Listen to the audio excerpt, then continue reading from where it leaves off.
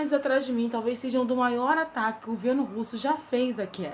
Um ataque de grandes proporções feito com mísseis e que atacou áreas residenciais de Kiev.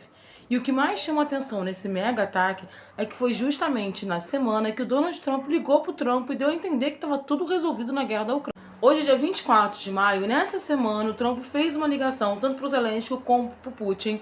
E aí, nessa ligação, ele encerrou, dando a entender que tinha resolvido tudo, que logo teríamos ótimas notícias sobre a resolução da guerra. As ótimas notícias, pelo visto, foi um mega ataque contra Kiev. E esse ataque aqui foi com míssil, tá? E aí, essa situação mostra, primeiro, né, que o Trump é muito de bravata.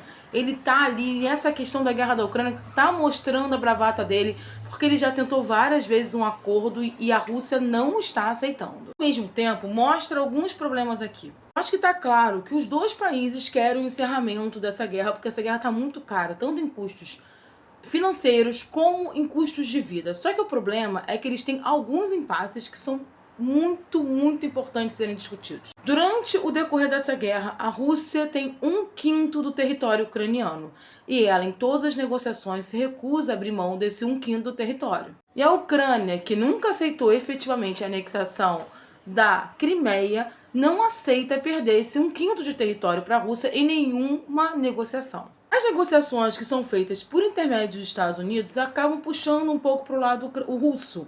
Por quê? Porque por mais que eles falam dos Zelensky e tudo mais, na questão Rússia, os acordos fazem com que a Rússia fique com esse território. E é justamente por isso que o Zelensky acaba ficando com o pé atrás nessa história. O Zelensky não tem grande aprovação interna dentro da Ucrânia para também continuar fomentando essa guerra. Mas ele tem um apoio muito grande de países ocidentais, principalmente França, Alemanha e Reino Unido, que tem interesse que essa guerra continue até uma vitória da Ucrânia. Para a França, para o Reino Unido e para a Alemanha, a grande verdade é que eles não têm interesse que essa guerra termine num acordo.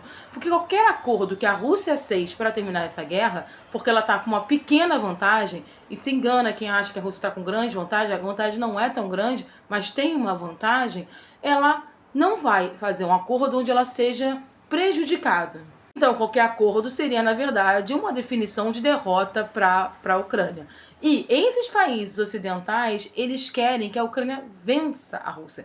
Porque eles criaram no imaginário deles que caso a Rússia consiga um acordo que privilegie ela ou que ganhe essa guerra, a gente teria uma porta de entrada para a Europa. Ou seja, eles passariam primeiro para a Ucrânia e depois pegariam toda a Europa. É quase como se eles estivessem colocando o Putin com a mesma saga expansionista do cara lá da década de 40, o bigodinho.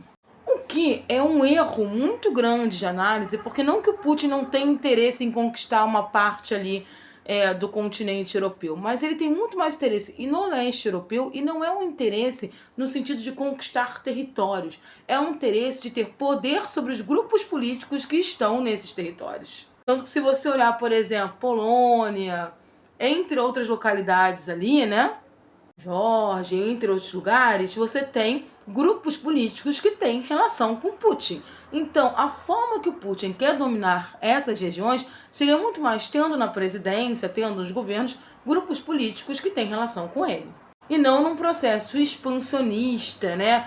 Com praticamente declarando uma guerra ao Ocidente. Mas isso é trabalhado muito forte, principalmente na cabeça da população, para a população ter medo da Rússia e, consequentemente, justificar qualquer aumento de investimento bélico desses países e também ajuda econômica à Ucrânia. O fato é que esse ataque que aconteceu a Kiev mostra que a Rússia, se quiser, vai continuar a guerra por muito tempo e Kiev pode ser uma vítima muito maior em termos estruturais. Quando a gente pega as fotos de satélites da Ucrânia, a Ucrânia está bem destruída, tá? E ela perdeu uma geração inteira de homens nessa guerra.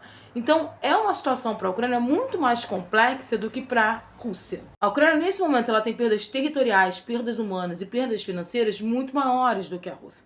Então, para ela, o certo deveria ser encerrar essa guerra com um grande acordo. Só que Zelensky não vai encerrar essa guerra entregando 1/5 da Ucrânia para a Rússia e também não vai encerrar essa guerra porque ele tem um apoio muito grande dos países ocidentais para que ele não encerre a guerra. Porque, na prática, a Ucrânia, para o Ocidente, é o muro de contenção contra a Rússia. Enquanto isso, os ucranianos morrem.